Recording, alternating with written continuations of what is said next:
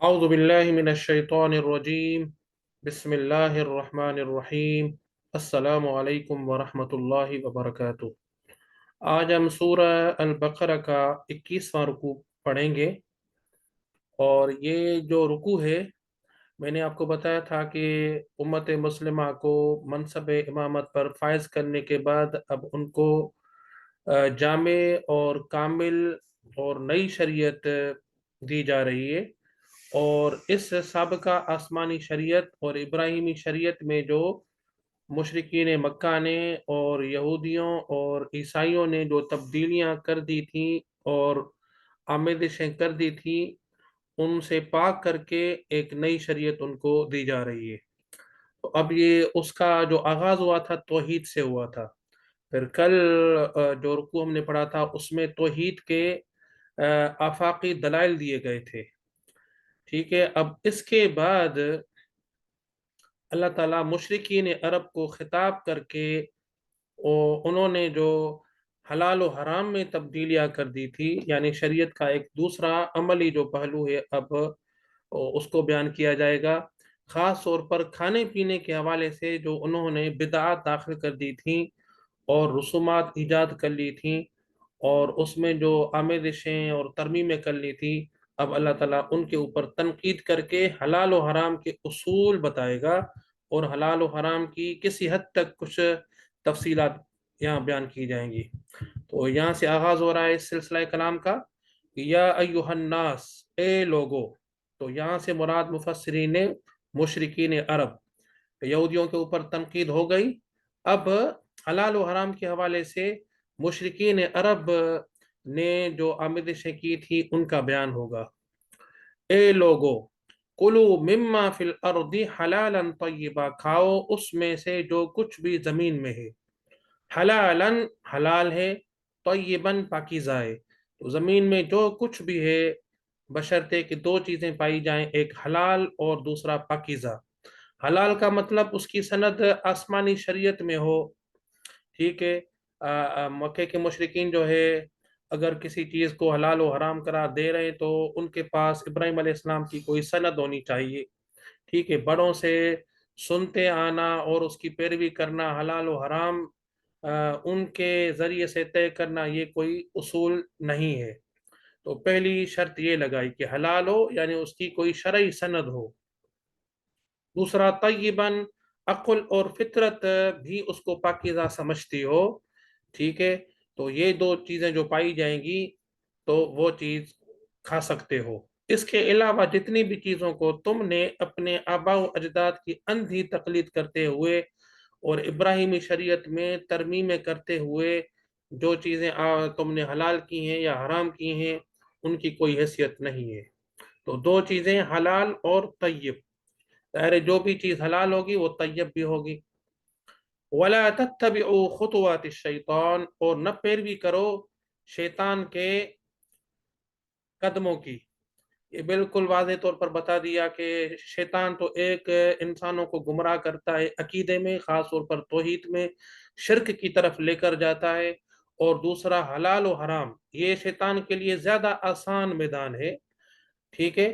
تو اس آسان میدان کے ذریعے سے شیطان انسانوں کو بڑا گمراہ کرتا رہا ہے تاریخ میں، اور کرے گا۔ تو اللہ تعالیٰ نے واضح طور پر فرما دیا کہ اس حلال و حرام کے معاملے میں بھی تم شیطان کی پیروی نہ کرو، اور شیطان کی پیروی کرنا یہ ہے کہ بغیر کسی سند کے، آسمانی سند کے، محض توہم پرستی کی وجہ سے اور بڑوں کی اندھی تقلید کرنے کی وجہ سے کچھ حلال چیزوں کو حرام قرار دینا، یہ شیطان کی پیروی ہے۔ تو حلال و حرام کے حوالے سے ہمیں بہت محتاط ہونے کی ضرورت ہے۔ اِنَّهُ لَكُمْ عَدُوٌّ مُبِينٌ، اور قرآن مجید نے یہ بھی بتا دیا کہ جو شیطان ہے ان کے قدموں کی تمہیں پیروی نہیں کرنی۔ تمہیں معلوم ہونا چاہیے کہ شیطان ہے کون۔ اِنَّهُ لَكُمْ عَدُوٌّ مُبِينٌ، یہ تمہارا کھلا ہوا دشمن ہے، کوئی شک و شبہ نہیں ہے۔ تو وہ تمہارے ساتھ دشمنی کر رہا ہے اور ایسے معاملے میں تم سے غلطیاں کروا رہا ہے کہ جس سے تم جہنم کے مستحق ہو سکتے ہو، خاص طور پر حلال و حرام تحلیل اور تحریم کا جو میدان ہے، اس میں شیطان آسانی کے ساتھ لوگوں کو چکمہ دے کر گمراہ کرتا رہا ہے اور کرتا رہے گا۔ اب آگے اللہ تعالیٰ ارشاد فرما رہا ہے کہ انما یأمرکم بالسوء والفحشاء، شیطان کا جو کام ہے خاص طور پر اس حوالے سے وہ کیا ہے، بے شک وہ حکم دیتا ہے یا سجھاتا ہے تمہیں برائی اور بے حیائی۔ سو کا مطلب ہے کوئی بھی مادی جس میں نقصان ہو، جسمانی نقصان ہو، ایسی چیزیں تمہیں سدھائے گا۔ تو ظاہر حلال و حرام کے حوالے سے بھی تمہیں ایسی چیزوں کو وہ حلال کروائے گا، ٹھیک ہے، جس میں تمہارا نقصان ہوگا۔ والفحشاء، اور کھلے ہوئے فحش کام، زنا ہو گئی، لواطت ہو گئی، ٹھیک ہے، اس طرح ننگے ہو کر خانہ کعبہ کا طواف ہو گیا، قرآن مجید نے ان چیزوں کو فحشاء میں شمار کیا ہے۔ تو وہ شیطان تمہیں انہی چیزوں کا حکم دیتا ہے۔ اور دوسرا کیا حکم دیتا ہے، وَأَن تَقُولُوا عَلَى اللَّهِ مَا لَا تَعْلَمُونَ، اور اس بات کا بھی حکم دیتا ہے تمہیں، یا تمہیں سجھاتا ہے، تمہیں ذہن میں ڈالتا ہے، تمہیں آمادہ کرتا ہے کہ تم کہو اللہ کے خلاف وہ باتیں جو تم نہیں جانتے، یعنی اللہ کے طرف منسوب کرو کہ یہ تو جی ہم جس چیز کو حرام قرار دے رہے ہیں یہ تو ابراہیم علیہ السلام کے دین سے چلی آ رہی بات ہے، اور تمہیں اس کی کوئی سند بھی نہیں ہے، بغیر سند کے صرف بڑوں سے سنتے آنے کی وجہ سے تم اس کو حرام قرار دے رہے ہو۔ تو کسی حلال چیز کو حرام قرار دینے کا مطلب خدا کے خلاف جھوٹ بولنا ہے۔ تو یہ بھی شیطان کا کام ہے، تمہیں اس میں مبتلا کرے گا، بہت بڑا گناہ ہے، کبیرہ گناہ ہے۔ وَإِذَا قِيلَ لَهُمُ اتَّبِعُوا، اب ان کو سمجھایا جا رہا ہے، اور سمجھانے کے نتیجے میں ان کا جو رویہ ہے، جو طرز عمل ہے، وہ کیا ہے قرآن مجید کا، پھر اس کے مقابلے میں ان کو استدلال کیا ہے، سمجھانے کا انداز کیا ہے، یہ آیت اس بات سے بالکل واضح ہو جائے گی۔ وَإِذَا قِيلَ لَهُمْ، اور جب کہا جاتا ہے ان کو، اتبعوا، پیروی کرو، ما انزل اللہ، اس کی جو نازل کیا ہے اللہ نے، یعنی اپنی طرف سے تم حلال چیزوں کو حرام نہ ٹھہراؤ، حرام چیزوں کو حلال نہ ٹھہراؤ، بلکہ جو کچھ اللہ تعالیٰ نے نازل کیا ہے، یعنی آسمانی کتابوں میں اس کی سند واضح ہونی چاہیے، اس کی پیروی کرو۔ قالو، تو اس کے جواب میں کیا کہتے ہیں، بلکہ نتبع ما الفینا علیہ آباءنا، پیروی کریں گے ہم اس کی کہ جس کے اوپر پایا ہے ہم نے اپنے آبا و اجداد کو۔ ان کی دلیل یہ ہوتی تھی، ہم تو جی اپنے آبا و اجداد کی پیروی کرتے آئے ہیں اور پیروی کرتے رہیں گے، باقی کسی کی بات نہیں مانیں گے، چاہے اللہ تعالیٰ وہی کیوں نہ نازل کرے، چاہے پیغمبر سچا آ کر بھی ہمیں ہماری غلطی کیوں نہ بتائے، ہم اپنے آبا و اجداد کے راستے کو نہیں چھوڑیں گے۔ تو ان کے پاس دلیل یہ تھی۔ اب قرآن مجید ان کو کیسے سمجھا رہا ہے، قرآن کہہ رہا ہے اولو کان آباؤہم، اگرچہ ان کے آبا و اجداد لا یعقلون شیئا، کچھ بھی نہ سمجھتے ہوں، ولا یہتدون، نہ ہدایت یافتہ ہوں، یعنی ان کے آبا و اجداد کی اگر یعنی عقل کی بنیاد پر کوئی بات تھی تو ہم اس کو عقل کی میزان پر تولیں گے، جانچیں گے، اگر عقل کے مطابق نکلی تو مانیں گے، نہیں نکلی تو اتنا کہنا کافی نہیں ہے کہ آبا و اجداد کرتے آ رہے ہیں، آبا و اجداد کی بات کو بھی ہم عقل کی میزان میں تولیں گے، دیکھیں گے، اگر وہ بے عقلی کی بات کر رہے ہیں تو رد کر دیں گے، یہی قرآن مجید کی آیت سے واضح ہو رہا ہے۔ ولا یہتدون، اور نہ وہ ہدایت یافتہ تھے، یعنی بڑے اگر آبا و اجداد کسی بات کی تقلید کر رہے ہیں، پیروی کر رہے ہیں، اگر اس کی سند قرآن میں یا آسمانی کتاب میں وحی میں ہے تو پھر تو ٹھیک ہے، پھر تو تقلید کرنی چاہیے بڑوں کی، لیکن اگر دلیل آسمانی شریعت میں بھی نہیں ہے، عقل پہ بھی وہ بات پوری نہیں اترتی، تو پھر محض اس بات پر اس کو ماننا کہ یہ بڑوں سے چلی آ رہی ہے، یہ ٹھیک رویہ نہیں ہے، گمراہی کا رویہ ہے، شیطان اس کی تلقین کرتا ہے۔ ہماری بہت ساری مسلمانوں کی خامیوں میں سے ایک خامی بھی یہ بھی پائی جاتی ہے کہ یعنی بڑوں کی اندھی تقلید کرنا، بغیر عقل کے، جانچنے کے، بغیر دلیل کے۔ وَمَثَلُ الَّذِينَ كَفَرُوا، اب قرآن مجید ایسے قوم اور ایسے لوگوں کی مثال دے کے وضاحت کر رہا ہے کہ ایسے لوگ جو عقل اور نقل دونوں کو سائیڈ پہ رکھتے ہوئے صرف بڑوں کی اندھی تقلید کرتے ہیں تو وہ کس طرح ہوتے ہیں، وہ کیسے ہوتے ہیں۔ تو ایسے لوگوں کی مثال جنہوں نے کفر کیا، وَمَثَلُ الَّذِينَ كَفَرُوا، مثال ان لوگوں کی جنہوں نے کفر کیا، ظاہر اللہ کے حلال و حرام کو نہ ماننا اور اپنی من مانی کرنا اس میں، ٹھیک ہے، اللہ کے حلال کیے ہوئے کو حرام ٹھہرانا، حرام کیے ہوئے کو حلال ٹھہرانا، یہ کفر ہے۔ تو ایسے لوگوں کے لیے اللہ تعالیٰ نے کفر کے الفاظ استعمال کیے ہیں۔ تو مثال ان لوگوں کی جنہوں نے کفر کیا، کمثل الذی، اس مثال جیسی ہے کہ جو شخص ینعق بما لا یسمع، یعنی جو ہانکتا ہے اور آوازیں دیتا ہے، چیختا ہے، پکارتا ہے اس کو جو نہیں سنتا، مگر الا دعاء و نداء، مگر پکارنا اور چیخنا. یعنی یہ ایسا ہی ہے جیسے کوئی چرواہا، یعنی بہرے جانوروں کو جیسے پکارتا ہے بلاتا ہے تو وہ سوائے چیخ و پکار کے اور کچھ بھی نہیں سمجھتے. تو یہ بھی لوگ ایسے ہی ہیں، جانوروں کے ریوڑ کی طرح ہیں، بھیڑ بکریوں کی طرح ہیں، جو عقل سے کام نہیں لیتے. سم بکم، یہ بہرے ہیں، یہ گونگے ہیں، یہ اندھے ہیں. فہم لا یعقلون، ظاہر ہے کہ جن میں یہ چیزیں پائی جائیں وہ عقل سے کام لیں گے ہی نہیں. تو ان کا حال بھی یہی ہے. تو ظاہر ہے کہ اندھی تقلید، بغیر عقل و منطق کے اور بغیر نقل کے پیروی کرنا، اس کی صورتحال یہ ہے، اور قرآن مجید نے بالکل واضح طور پر ہمیں بتا دیا ہے. اب آگے اللہ تعالیٰ ارشاد فرما رہا ہے مومنوں کو کہ اللہ تعالیٰ نے جن چیزوں کو حلال قرار دیا، جن کو مکے کے مشرکین صدیوں سے بڑوں کی تقلید میں حرام کر بیٹھے تھے، بہت سارے چوپائے جانوروں کو، جس طرح یہودیوں نے کچھ چیزوں کو یعنی حلال چیزوں کو حرام قرار دیا تھا، جیسے اونٹ کو انہوں نے حرام قرار دیا تھا، اسی طرح مکے کے مشرکین نے بھی بہت ساری چیزوں کو حرام قرار دے دیا تھا. تو جب یہ نئی شریعت آئی، اللہ تعالیٰ نے بہت ساری چیزوں کو حلال قرار دیا، لوگوں کے لیے آسانی پیدا کر دی، تو انہوں نے پروپیگنڈا کرنا شروع کر دیا. یہ دیکھو جی، صدیوں سے حرام چیزیں چلی آ رہی ہیں، اب یہ دیکھو نیا مذہب، نیا دین، ان کو حلال کیا جا رہا ہے، تو یہ ہمارے آباء و اجداد کے خلاف ہے. یہ پروپیگنڈا انہوں نے شروع کر دیا. تو بعض مسلمان پھر سادہ لوگ جو تھے وہ اس پروپیگنڈا سے متاثر بھی ہو رہے تھے.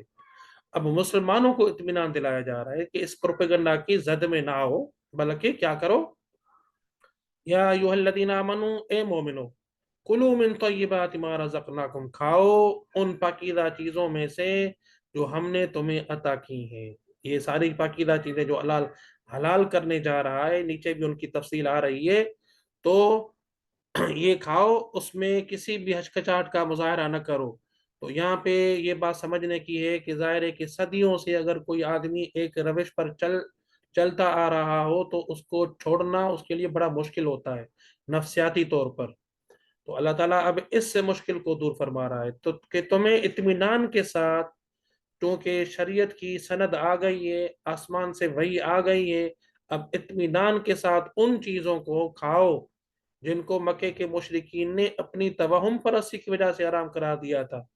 اللہ نے حرام قرار نہیں دیا تھا، لہذا ہچکچاہٹ تمہیں نہیں ہونی چاہیے. وَاشْكُرُوا لِلَّهِ، اور یہ کھا کر پھر کیا کرو، اللہ کا شکر ادا کرو. ان کنتم ایاہ تعبدون، اگر تم اسی کی ہی عبادت کر رہے ہو. تو اس کا مطلب کیا ہوا؟ اس کا مطلب یہ ہوا کہ اگر یہ نہیں کرو گے تو اس کا مطلب ہے تم اس کی عبادت نہیں کر رہے ہو اور اللہ کے ساتھ انسانوں کو شریک کر رہے ہو. اللہ نے کچھ حرام چیزوں کو حلال کرا دیا ہے، تم محض توہم پرستی کی وجہ سے اور آباء و اجداد کی رسم پرستی کی وجہ سے ان کو کھا نہیں رہے اور اللہ کی حلال چیزوں سے کترا رہے ہو، لہذا تم اللہ کی خالص عبادت نہیں کر رہے ہو. گویا کہ یہ بھی شرک ہے. اور شرک صرف یہ نہیں ہے کہ اللہ کے ساتھ دوسروں کو پکارا جائے، شریک کیا جائے عبادت میں، الوہیت میں، یہ بھی شرک ہے کہ اللہ کے حلال و حرام کے اختیار میں کسی اور کو شریک ٹھہرایا جائے. تو یہ شرک فی التحلیل اور فی التحریم ہے. یہ یہاں کی اس آیتوں سے معلوم ہوتا ہے. اب اللہ تعالیٰ ارشاد فرما رہے کہ کون سی چیزیں حرام ہیں. یہ جو انہوں نے حرام کی لسٹ بنائی ہوئی ہے غلط ہے، یہودیوں نے بھی اور مکے کے مشرکین نے بھی.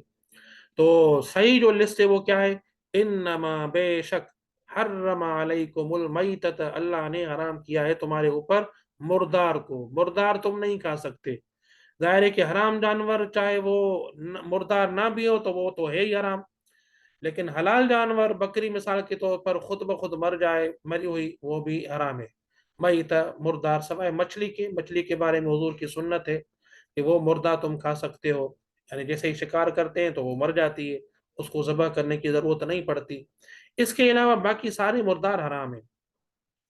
اور ماکڑ کی بھی مثال آئی ہے، جس کو ہم ٹڈی کہتے ہیں. ٹڈی کو بھی یعنی نبی علیہ الصلوۃ والسلام کی سنت سے وہ بھی مردار حلال ہے. اس کے علاوہ باقی سب حرام ہے. والدم، اور خون، یعنی جانور کو ذبح کرتے وقت جو خون نکلتا ہے وہ بھی حرام ہے. اس کو تم استعمال نہیں کر سکتے، یعنی انسان کی طبیعت بھی اسے ابا کرتی ہے اور نفرت کرتی ہے، پاکیزہ نہیں ہے۔ ولحم الخنزیر، اور سور کا گوشت، یہ تینوں چیزیں حرام ہے۔ اور چوتھی کون سی چیز جو یعنی یوں سمجھیے کہ معنوی طور پر حرام ہے، وما اہل بہ لغیر اللہ، ہر وہ چیز جس کے اوپر غیر اللہ کا نام پکارا جائے وہ بھی ظاہر ہے کہ حرام ہے، کیونکہ یہ ساری چیزیں پیدا کی ہوئی اللہ کی ہیں۔ اللہ کی ان چیزوں میں، ان تخلیقات میں کسی اور کو منسوب کرنا یا اور کے نام پر ان کو ذبح کرنا، ظاہر ہے کہ یہ پھر حرام ہو جاتی ہیں، کیونکہ ان کا کوئی عمل دخل ان کی زندگی میں نہیں ہے۔ کسی جانور کی اگر زندگی تم لے سکتے ہو تو وہ اللہ کے نام پر لے سکتے ہو، دوسرے کے نام پر نہیں لے سکتے، کیونکہ دوسرے نے اس کو زندگی دی نہیں ہے، تو یہ اللہ کے حقوق پہ ڈاکہ ڈالنے کے مترادف ہے، تو یہ بھی حرام ہو گیا۔ یہ ظاہر ہے کہ مکے کے مشرکین اس طرح کرتے تھے۔ وہ چار چیزیں واضح طور پر اللہ تعالیٰ نے حرام قرار دی۔ اس کے علاوہ جو جانور انہوں نے اونٹوں کو جیسے یہودیوں نے حرام کیا تھا، کچھ مکے کے مشرکین نے بھی حرام قرار دیا تھا، تو وہ حلال ہے۔ فَمَنِ اضْطُرَّ، اب یہاں پہ عام حکم دینے کے بعد استثناء بھی اللہ تعالیٰ نے بیان کر دی ہے کہ اگر کوئی ضرورت پڑ جائے، مجبوری آ جائے، تو پھر حرام چیز کو انسان استعمال کر سکتا ہے، کیونکہ یہ شریعت آسان ہے، فطرت کے مطابق ہے، تو اس انسانی فطرت کا لحاظ رکھا گیا ہے اس میں۔ فَمَنِ اضْطُرَّ، پس جو کوئی مجبور ہو جائے، یعنی اس مجبوری کی طرف دھکیل دیا جائے، غیر باغن، بغیر چاہتے ہوئے، یعنی چاہت نہیں ہے کہ میں حرام چیز کو حلال کرنے کی کوئی چاہت رکھ کر یہ کام کروں، بغیر چاہت کے، ولا عادن، اور نہ زیادتی کرتے ہوئے، بغیر زیادتی کے، یعنی جتنا کھانے سے انسان کی جان بچ سکتی ہے اتنا وہ حرام کھا سکتا ہے، اسے زیادہ بڑھ کر نہیں کھانا چاہیے۔ تو یہ دو شرطیں لگا دی، چاہت بھی نہ ہو اور حد سے بڑھ کر بھی اس کو یوز نہ کیا جائے، تو پھر انسان مجبوری میں ان کو کھا سکتا ہے، مردار کو، اور یہ جتنی بھی چیزیں بیان ہوئی، سور کا گوشت۔ فلا اثم علیہ، بس نہیں ہے اس حالت میں اس کے اوپر کوئی گناہ۔ ان اللہ غفور الرحیم، بے شک اللہ بہت بخشنے والا، گناہوں کو بخشنے والا، بڑا مہربان ہے۔ یہ ظاہر ہے کہ اللہ تعالیٰ کی مہربانی ہے، جس نے یہ استثنائی صورت ہمیں دے دی۔ ان الذین یکتمون، اب یہ مکے کے مشرکین کے اوپر تنقید کر دی جو انہوں نے حلال کو حرام کر دیا تھا توہم پرستی کی وجہ سے۔ اب یہاں سے یہودیوں کے اوپر بھی دوبارہ تنقید کی جا رہی ہے کہ ان الذین یکتمون، بے شک وہ لوگ جو چھپاتے ہیں، ما انزل اللہ، اس کو جو نازل کیا ہے اللہ نے، من الکتاب، کتاب میں سے، وَيَشْتَرُونَ بِهِ ثَمَنًا قَلِيلًا، اور بیچتے ہیں اس کو تھوڑی قیمت پر، ٹھیک ہے، جیسے یہودی تورات کو بدل دیتے تھے دنیاوی مفادات کی خاطر، تو ان کا تذکرہ ہو گیا۔ اولئک ما یأکلون فی بطونہم، وہ لوگ وہ ہیں جو نہیں کھاتے ہیں اپنے پیٹوں میں مگر آگ، تو یہ جو دنیا کما کے کھا رہے ہیں اس کے مقابلے میں، تو ظاہر ہے کہ یہ آگ ہے جو وہ کھا رہے ہیں۔ تو مکے کے مشرکین نے جو خدا کی شریعت میں تبدیلیاں کی تھیں اور شیطان کے بہکاوے میں آ کر جو انہوں نے شرک کیا تھا حرام و حلال کے میدان میں، تو یہاں پہ یہودیوں کی بھی وہی اسی طرح کی ملتی جلتی حرکت بیان کی جا رہی ہے کہ انہوں نے بھی خدا کی شریعت کو چھپانے کی جو کوشش کی ہے وہ بھی شیطان کے بہکاوے میں آ کر کی ہے، اور یہ بھی خدا کے غضب کا ذریعہ ہے۔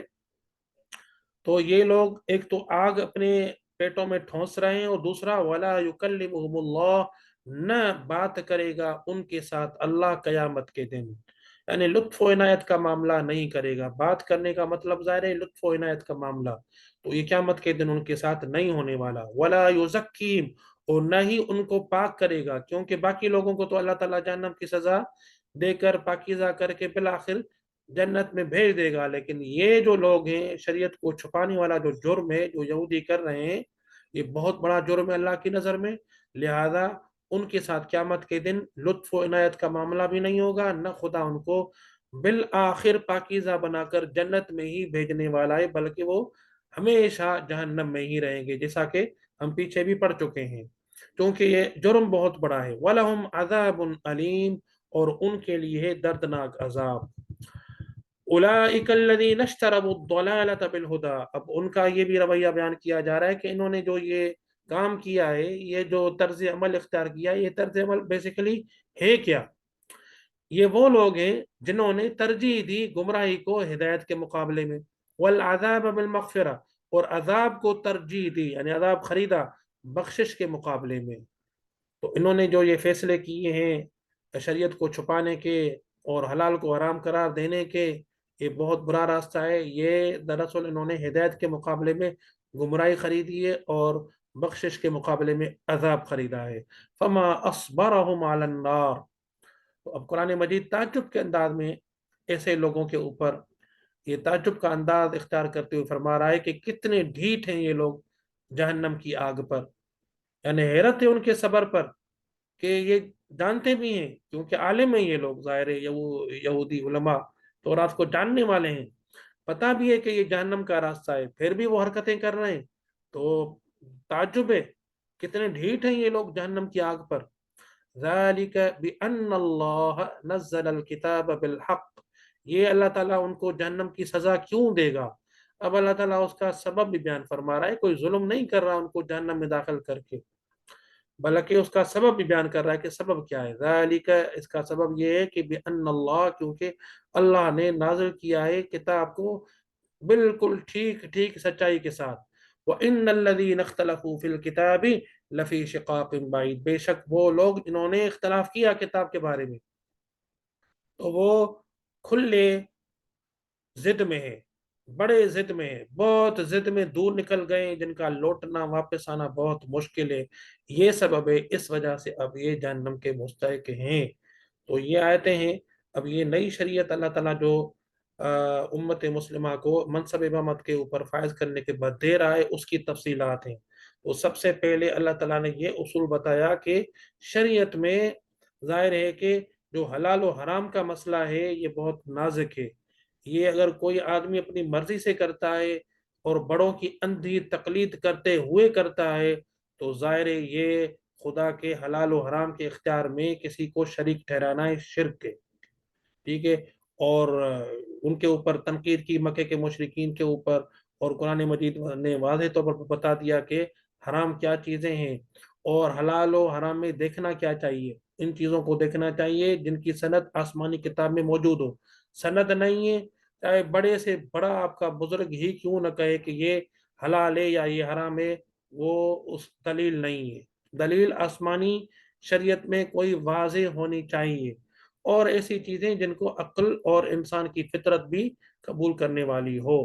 تو یہ آج کی آیتوں کا ترجمہ ہے۔ اللہ تعالیٰ سے دعا ہے کہ مجھے آپ کو قرآن مجید کی تعلیمات کو سمجھنے کی توفیق عطا فرمائے اور ان کے اوپر عمل کرنے کی توفیق عطا فرمائے۔ اگر کسی کے پاس کوئی سوال ہو آج کے ان آیات کے حوالے سے تو وہ کر سکتا ہے۔ میں آپ کا مائک انمیوٹ کرتا ہوں اور پھر دیکھتا ہوں کہ کوئی سوال کرتا ہے یا نہیں۔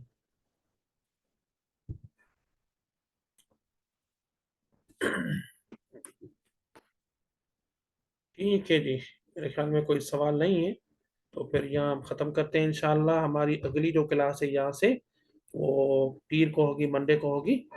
تب تک کے لیے اللہ حافظ، السلام علیکم ورحمۃ اللہ وبرکاتہ۔